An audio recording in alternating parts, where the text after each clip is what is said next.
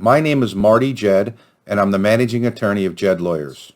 I know most of you as medical providers are familiar with PIP, but I just want to talk about the no-fault system and just a little bit about its history.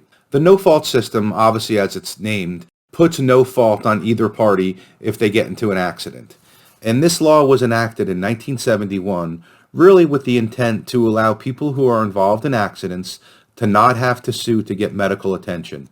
And ironically or uniquely enough, medical benefit in 1971 was $10,000, and today in 2020, going into 2021, the medical benefit is still $10,000.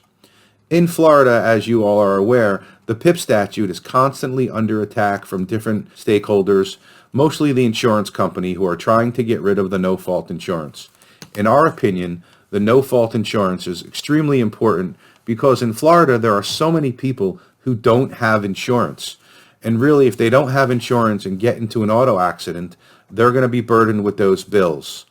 So it's really important for the medical providers to understand and get behind your different medical societies, such as the Chiropractic Society, the Florida Medical Association, the Florida Hospital Association, to support PIP, to let our representatives and state senators know and understand how important PIP is for the clients and patients you treat.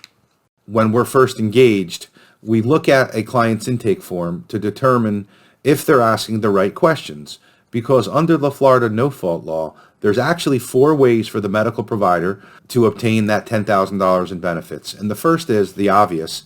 If you're involved in an auto accident and you are the driver of that vehicle, you would qualify under your own PIP insurance.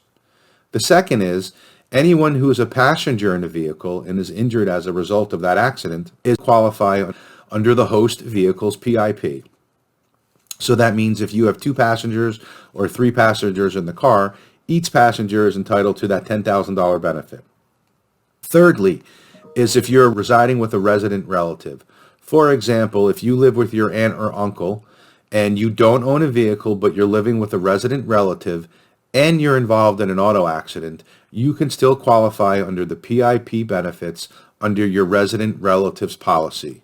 That's a unique one. And finally is if you're a bicyclist or pedestrian, the person who hits you, you can qualify for the PIP benefits under that vehicle. So in essence, there's really 4 ways to obtain the PIP coverage. And if you're not asking the right questions, there's no chance for you to get the proper information to qualify and make that claim. So it's important to understand how the no-fault works and the intricacies about the questions to ask to be able to obtain the benefits.